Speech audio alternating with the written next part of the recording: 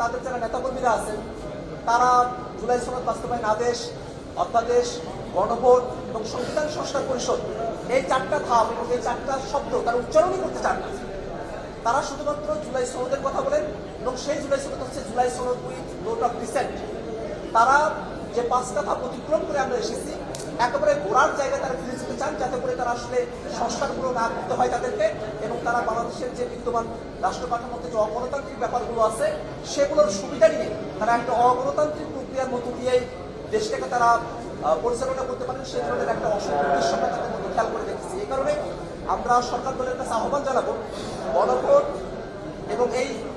সংস্কারের জন্য যে গণভোট সেটা বাংলাদেশের ইতিহাসে অত্যন্ত গুরুত্বপূর্ণ একটা ঘটনা। সেই ঘটনাটিকে আমরা সম্মান জানিয়ে হলেও গণভোট যে অধ্যাদেশ সেটাকে সংসদে উত্থাপন করা হোক এবং সকলের সম্মতির ভিত্তিতে গণভোট অধ্যাদেশটিকে সংসদে উত্থাপন করে সেটাকে গ্রহণ করার মধ্য দিয়ে বাংলাদেশের জনগণের যে রায় সে রায়ের প্রতি একটা সম্মান প্রদর্শন করার জন্য আমরা সরকারি দলের কাছে বিনীতভাবে আহ্বান জানাচ্ছি।